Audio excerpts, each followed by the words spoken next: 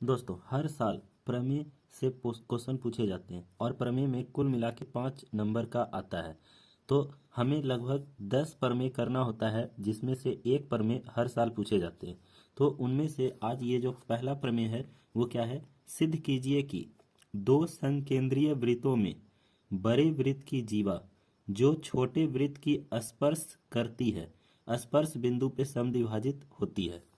तो इसके लिए हम लोग सबसे पहले क्वेश्चन को पढ़े।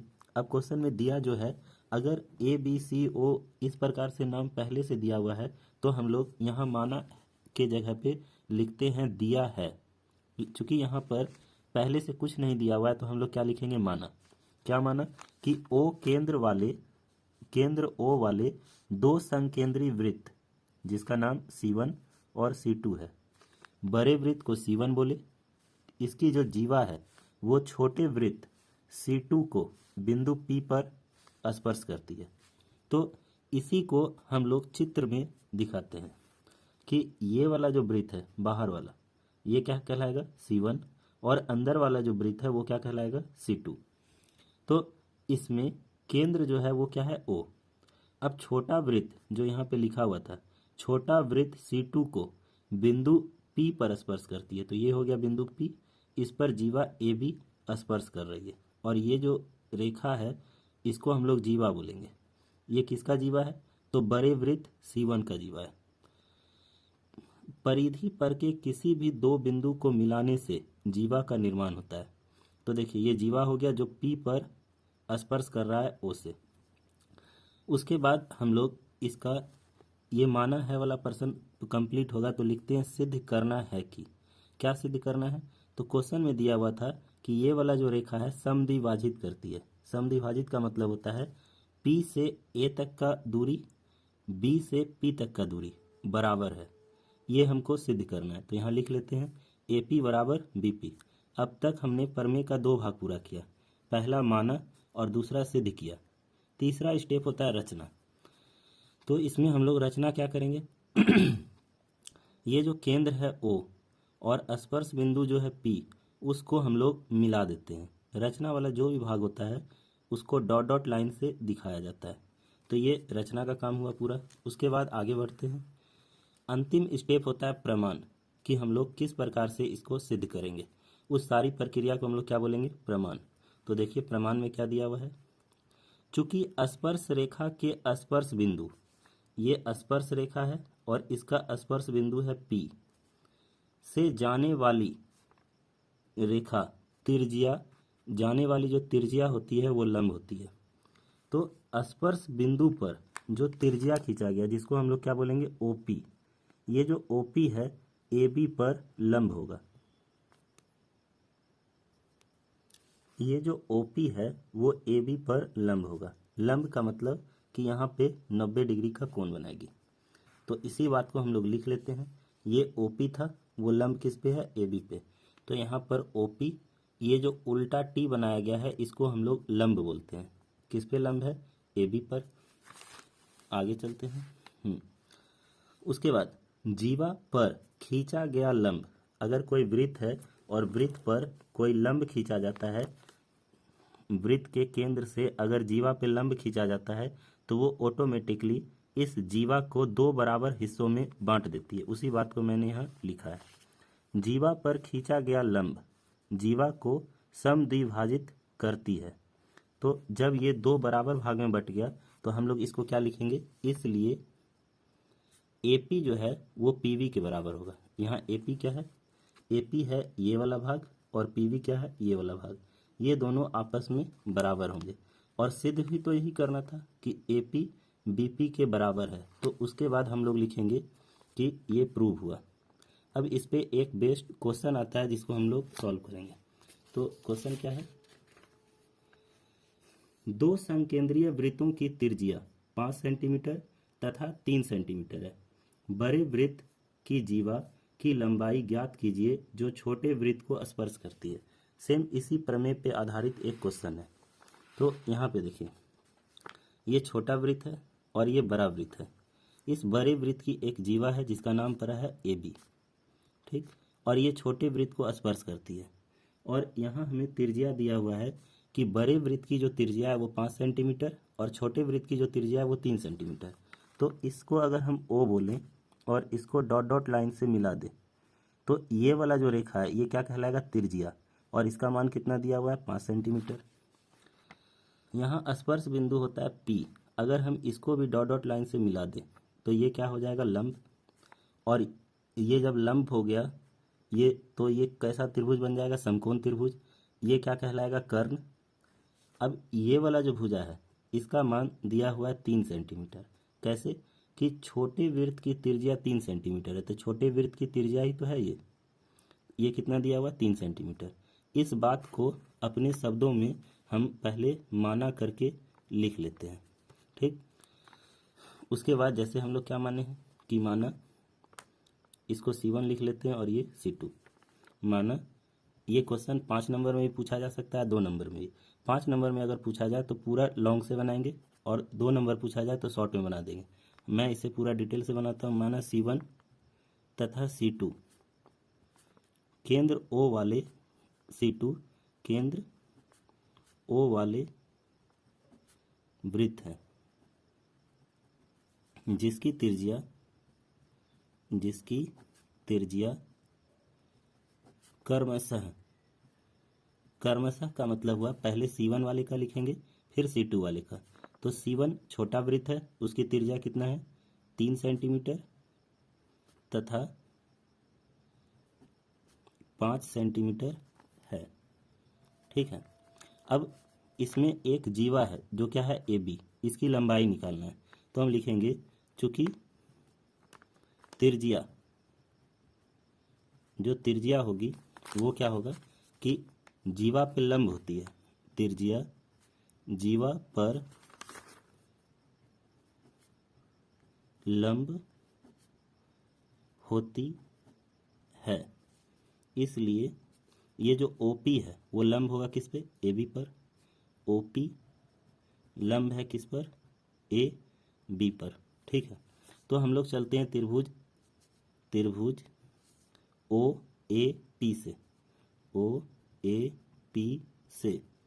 OAP से जब चलेंगे तो हम लोग लगाएंगे पाइथागोरस प्रमेय। पाइथागोरस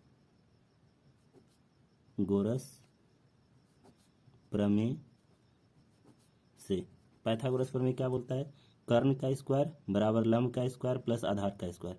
तो यहाँ कर्ण है OA का स्क्वायर बराबर OP का स्क्वायर प्लस AP का स्क्वायर। OA का मान है 5, तो लिखेंगे 5 का स्क्वायर बराबर OP का मान है 3, तो 3 का स्क्वायर प्लस AP का स्क्वायर। 5 का स्क्वायर 25 और 5 का स्क्वायर 25 और 3 का स्क्वायर 9 होगा प्लस AP का स्क्वायर। 9 को अगर इधर ले आए तो 25 में से 9 जाएगा तो 16, हम लोग 16 को इधर लिख लेते हैं और यहाँ पे लिख लेते हैं AP का स्क्वायर। तो AP बराबर हो जाएगा √16 और √16 का जो मान होता है वो क्या होता है, 4। तो हमें जो निकालनी थी वो क्या निकालना था, इस जीवा की लंबाई। यहाँ से AP का मान निकला है अपने को 4 और हमको चाहिए AB का मान। तो लिखेंगे AB इज इक्वल टू 2 गुना AP। तो AP 2 गुना AP का मान कितना निकालें, 4 से इसको मल्टीप्लाई कर देंगे तो ये हो जाएगा 8। तो जीवा AB इसका मान कितना निकल गया, 8। इसको हम लोग बॉक्स में घेर देंगे। तो चलते हम लोग अपने अगले प्रमेय की ओर। सिद्ध कीजिए कि किसी बाह्य बिंदु से किसी वृत्त पर खींची गई स्पर्श रेखाओं के बीच का कोण स्पर्श बिंदु को मिलाने वाले रेखाखंड द्वारा केंद्र पर आंतरिक कोण का समपूरक होता है। समपूरक का मतलब 180 डिग्री होता है। तो देखिए सबसे पहले क्या लिखेंगे, सबसे पहला काम है कि हम लोग इसको मानेंगे। माना O केंद्र वाले वृत्त के बाहर बिंदु P स्थित है। तो हम लोग पहले एक वृत्त बना लेंगे जिसका केंद्र क्या है, O, और इस वृत्त के बाहर एक बिंदु है जिसको हम लोग बोले P, ये स्थित है। P से वृत्त पर PQ तथा PR तथा पी आर, दो स्पर्श रेखा खींचा। स्पर्श रेखा जो इसको छू के निकलती है, खींचा गया। अब हमको इसमें दूसरा स्टेप चलना है कि प्रूव क्या करना है। तो प्रूव हमें क्या करना है, सिद्ध करना है कि, क्या सिद्ध करना है कि आर ओ क्यू, देखिए आर ओ क्यू किसको बोलेंगे, R O Q plus Q P R, इस दोनों का योग 180 हो। 180 यानी कि जब दो कोण का योग 180 डिग्री होता है तो उसको हम लोग समपूरक कोण कहते हैं। जैसे अगर पूछा जाए कि 20 के समपूरक कौन है, तो हम दूसरा कोण ऐसा मानेंगे कि 180 हो जाए जोड़ने के बाद, तो हम बोलेंगे 160। अगर पूछा जाए 30 का समपूरक क्या है, तो बोलेंगे 150। दोनों को जोड़ने के बाद 180 आना चाहिए। तो हमको सिद्ध करना है कि ये वाला कोण और ये वाला कोण समपूरक है। तो इस कोण का नाम क्या है, क्यू ओ आर या आर ओ क्यू। जिस कोण को लिखना होता है उसको हम लोग बीच में रखते हैं। फिर प्लस क्यू पी आर, इसको हम लोग क्यू पी आर बोले या आर पी क्यू बोले, एक ही बात है। इस दोनों का योग होना चाहिए 180 डिग्री। अब हम लोग इसमें रचना नहीं करेंगे क्योंकि रचना का ज़रूरत नहीं है, तो डायरेक्ट किस में आना है, प्रमाण में। प्रमाण किस प्रकार से इसको प्रूव किया जाए उसकी एक प्रक्रिया है। तो सबसे पहले चूंकि ये जो तीन बिंदु है इसको हम लोग चूंकि बोलते हैं। त्रिज्या स्पर्श रेखा पर लंब होता है। ये जो त्रिज्या है इस स्पर्श रेखा पर लंब होगी, तो लंब यानी कि 90 डिग्री का कोण बनाएगा। तो इस आधार पर ओ क्यू और ओ आर, ओ क्यू और ओ आर क्रमशः, ओ क्यू जो है वो पी क्यू पे और ओ आर जो है वो पी आर पर लंब है। फिर आगे चलते हैं, लंब है, उसके बाद जब लंब है तो यहाँ का जो कोण होगा वो कितना होगा, 90 डिग्री।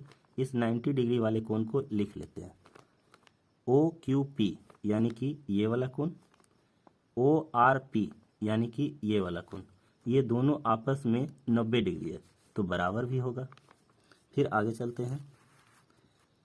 अब हम लोग देखेंगे कि यहाँ से ओ क्यू पी आर, अगर इस चारों भुजा को देखें तो ये मिलकर एक चतुर्भुज बना रहा है।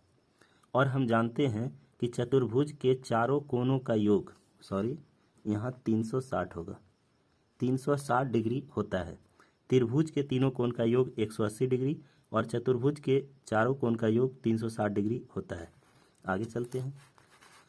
अब जब 360 डिग्री होता है तो हम लोग सभी कोण को जोड़ देंगे और जोड़ करके लिखेंगे 360 डिग्री।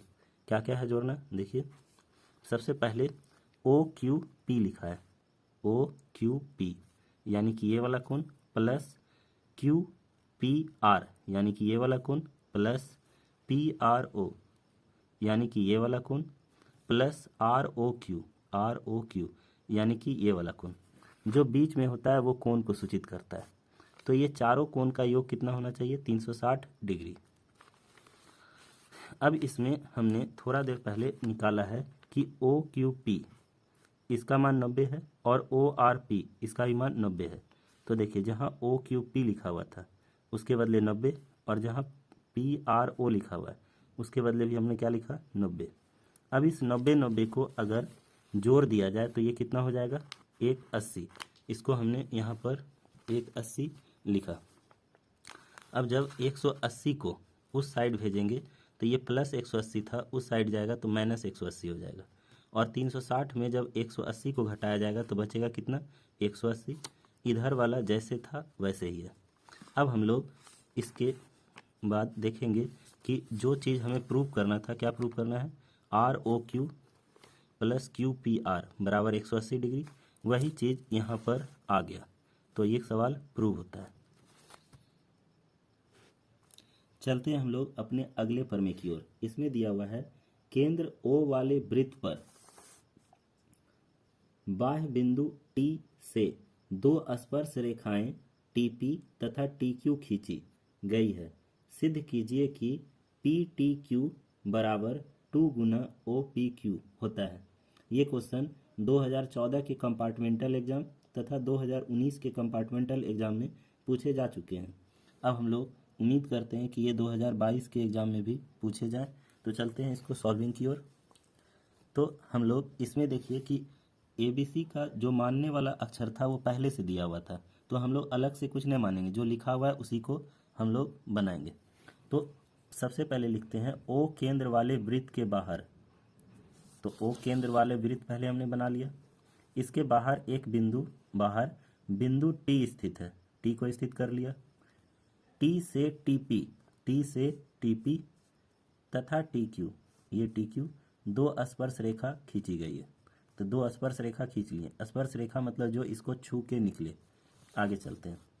इसमें हमको सिद्ध करना है क्या सिद्ध करना है कि PTQ, क्वेश्चन में लिखा हुआ है PTQ, यानी कि ये वाला कोण बराबर 2 गुना OPQ, यानी कि ये वाला कोण। ये जो इस प्रकार से लिखा गया है इसको हम लोग बोलते हैं कोण। ठीक है, तो आगे चलते हैं इसको प्रूव करने की प्रक्रिया की ओर। तो इसमें भी रचना का कोई आवश्यकता नहीं है, डायरेक्ट हम लोग किसको देखेंगे, प्रमाण को। तो प्रमाण के लिए देखेंगे। प्रमाण में क्या देना है, सबसे पहले चूंकि TP तथा TQ स्पर्श रेखा है, देख रहे हैं कि ये जो TP है और ये जो TQ है ये स्पर्श रेखा है। स्पर्श रेखा का खासियत होता है कि वृत्त पर खींची गई स्पर्श रेखा आपस में बराबर होते हैं। कंस्ट्रक्शन में भी ये देखा गया था कि ये दोनों रेखा आपस में क्या होता है, बराबर। नाप के भी आपने देखा था, TP बराबर TQ, इसको हम लोग क्या कर लिए, बराबर।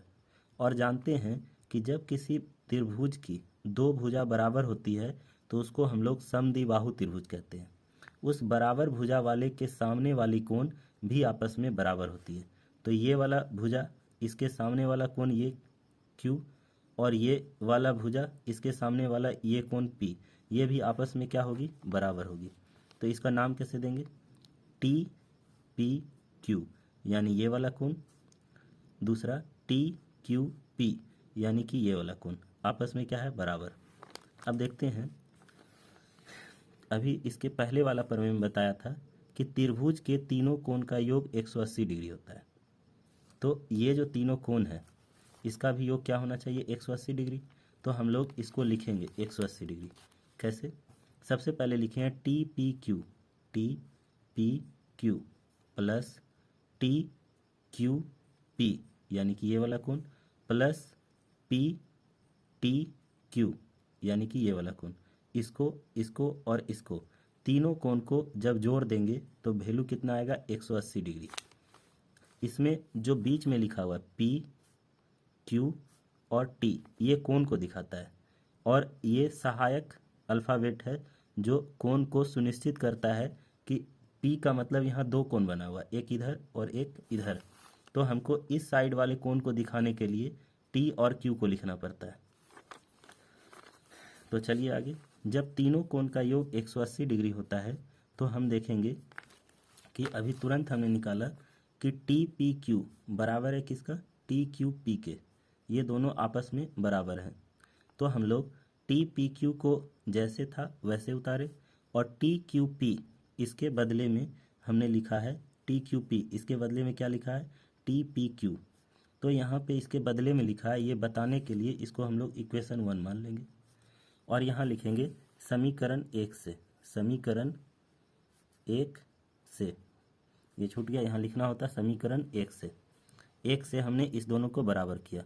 तो अब ये वाला कोण और ये वाला कोण, देखिए इसके बीच में भी P है और इसके बीच में भी P है, दोनों को जोड़ देंगे। जोड़ने के बाद क्या आएगा, 2 गुना TPQ प्लस PTQ बराबर 180 डिग्री।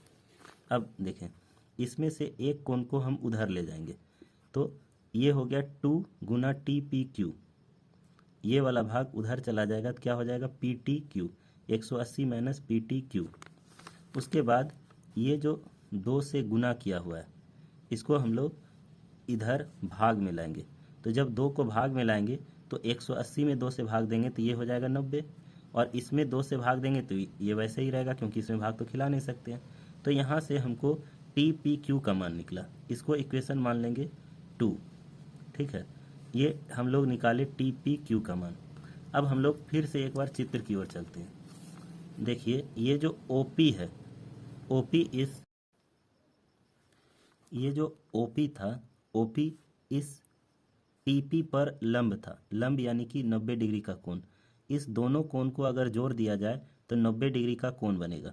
ठीक है, ये दोनों कोण का नाम क्या है? O P Q plus Q P T. इधर वाला भाग और इधर वाला भाग जोड़ेंगे तो क्या बनना चाहिए? 90 डिग्री।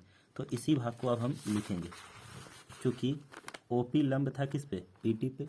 तो इस दोनों को यहाँ जो कोण बनेगा ये कितना बनना चाहिए था? 90 डिग्री। अब इस 90 डिग्री वाले कोण को, इस ओ पी टी को हम लोग दो भाग से तरह से लिख सकते हैं। O P Q plus T P Q, इस दोनों का योग कितना होगा? 90 डिग्री। अब यहाँ देखिए टी पी क्यू का मान हमने क्या निकाला? 90 माइनस पी टी क्यू बटे 2। तो इस टी पी क्यू का मान हम ये वाला भाग यहाँ रख देंगे और लिखेंगे यहाँ पर समीकरण किससे? ये 2 है ना, तो लिखना है यहाँ पे समीकरण 2 से। जब समीकरण 2 से यहाँ पर इसका वैल्यू बैठाऊंगा तो ये हो जाएगा 90 minus P T Q divided by 2 is equal to 90। अब हमें इस पूरे चीज़ को उस ओर ले जाना है, तो इधर ओ पी क्यू हो जाएगा, ये 90 उधर जाएगा, तो एक 90 पहले से था, ये 90 दूसरा जाएगा तो माइनस में, और ये प्लस माइनस कट जाएगा। बचेगा क्या? एंगल पी टी क्यू बटे 2। ये चूंकि भाग में है, उधर जाएगा तो गुना में हो जाएगा, तो लिखेंगे 2 गुने ओ पी क्यू बराबर पी टी क्यू। ठीक है, और देखा जाए तो यही हमको प्रूव करना था। बस प्रूव करने समय ये वाला भाग इधर और ये वाला भाग इधर लिखा हुआ था, तो मैं इसे सही से अरेंज कर लूँगा और उसके बाद लिख देना है प्रूव। तो ये तीनों प्रमेय काफ़ी इम्पॉर्टेंट है, आपको एग्ज़ाम से पहले इसको कर लेना चाहिए। धन्यवाद।